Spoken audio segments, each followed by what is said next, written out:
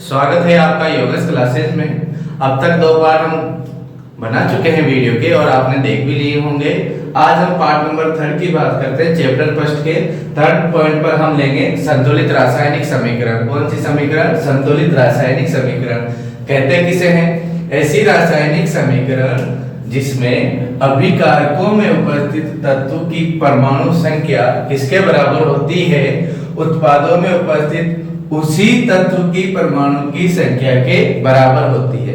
यानी कि अभिकारकों में जितने भी तत्व होंगे उनकी जो परमाणु संख्या होगी यानी कि एटॉमिक नंबर इन रिएक्टेंट किसके बराबर होगी? उत्पादों में जो जितने भी पदार्थ जितने भी तत्व है उनके परमाणु संख्या के बराबर होगी। दूसरा है, यह नियम किस सिद्धांत पर आधारित है? यह नियम द्रव्यमान संरक्षण नियम पर आधारित है। किस पर आधारित है? द्रव्यमान संरक्षण नियम पर आधारित है। द्रव्यमान संरक्षण का नियम क्लास 9th में आपने पढ़ा था। क्या कहता है द्रव्यमान संरक्षण का नियम? कि किसी भी रासायनिक परिवर्तन में परिवर्तन से पहले पदार्थों का कुल द्रव्यमान परिवर्तन के बाद पदार्थों के कुल द्रव्यमान के बराबर होता है। तो यहाँ पर इस नियम के अनुसार यहाँ पर हमारी किताब के अनुसार क्या रहेगा कि उत्पादों का जो कुल द्रव्यमान होगा वो अभिकारकों के कुल द्रव्यमान के बराबर होगा। किसके बराबर होगा? अब उत्पादों का कुल द्रव्यमान अभिकारकों के कुल द्रव्यमान के बराबर होगा। ठीक है। किस विधि पर आधारित होती है? हिट एंड ट्रायल विधि।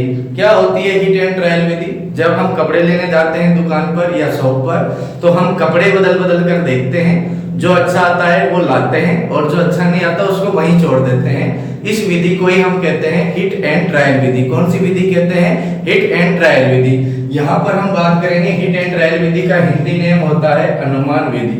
बहुत सी बार ऑप्शनल क्वेश्चनों में पूछ लिया जाता है कि रासायनिक समीकरण को संतुलित करने के लिए सामान्यतः किस विधि का उपयोग किया जाता है? किस विधि का उपयोग करेंगे?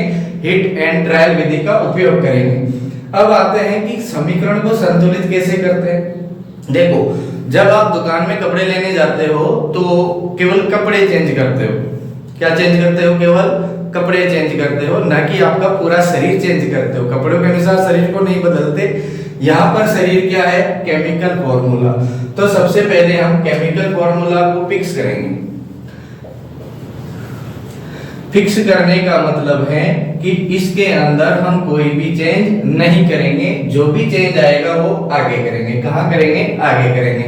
मैं समीकरण को एक बार और लिख देता हूं। Fe plus H2O Fe3O4 plus H2 gas यानी कि हाइड्रोजन गैस। यहाँ पर हम बात करें फेरस Fe की परमाणु संख्या गिनते हैं। अब पहले तत्व लिखेंगे। कौन कौन से तत्व हैं?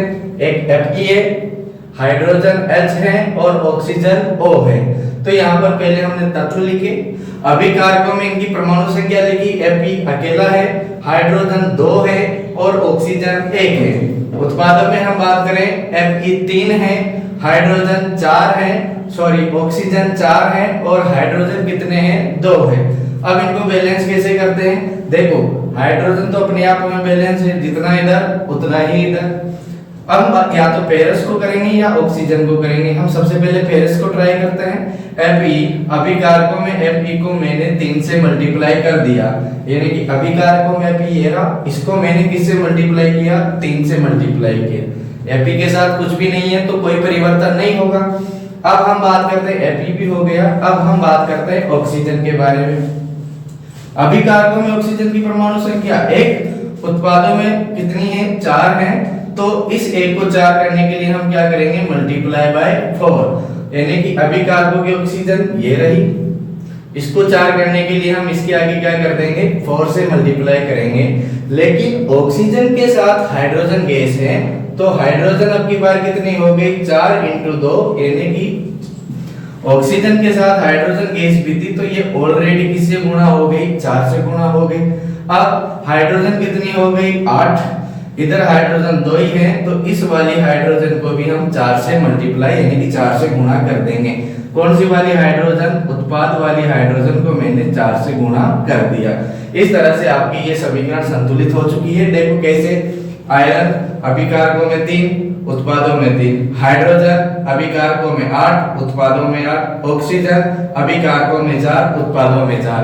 यहां से चेक करने के बाद आप यहां से भी चेक करें 3Fe 4 into 2 8 hydrogen, 4 into 2 8 hydrogen, 4 oxygen 4 oxygen. इस तरह से ये समीकरण संतुलित हुई। अगली समीकरण यहाँ पर शब्द समीकरण के रूप में भी आपको दी, पेपर में बहुत सी बार पूछा जाता है कि शब्द समीकरण को संतुलित समीकरण में बदलो। Barium chloride BaCl2, aluminium sulphate Al2SO4 thrice, barium sulphate BaSO4, aluminium chloride AlCl3। तत्व लिख देंगे सारे अभिकारकों में, यानी कि इसकी संख्या कितनी है। यहाँ पर देखिए बेरियम 1 है, क्लोरीन 2 है, एल्यूमिनियम 2 है, यहाँ पर SO4 इधर भी है और SO4 इधर भी है। तो SO4 को ही हम एक साथ ले लेंगे ताकि अपना जो मेहनत है वो बच जाए। ये माइंडिंग प्रोसेस है, ये आपके दिमाग में चलने वाली प्रोसेस है। जैसे जैसे आप प्रैक्टिस करते जाओगे ये अपने आप आपके दिमाग में चलने लगेगी। ठीक है, अब यहाँ पर SO4 इधर 3 हो गए। उत्पादों में हम बात करें, उत्पादों में बेरियम 1 है, SO4 सल्फेट कितने हैं 1 हैं, एल्यूमिनियम 1 है, क्लोरीन कितने हैं 3 हैं। ठीक है, इस समीकरण को आप संतुलित आप करेंगे, कमेंट में डालें कि क्या आंसर आएगा।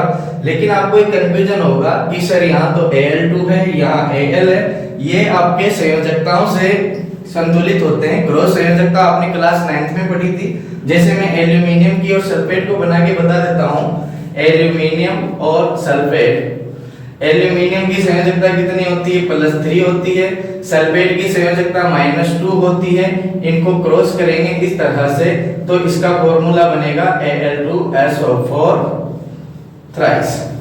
इसी प्रकार BaCl2 BaCl, Ba की कितनी होती है, Ba की +2 होती है, Cl की -1 होती है संयोजकता। तो इसको इस तरह से क्रॉस गुणा करेंगे तो इसका फॉर्मूला क्या बन के आ जाएगा हमारे सामने BaCl2।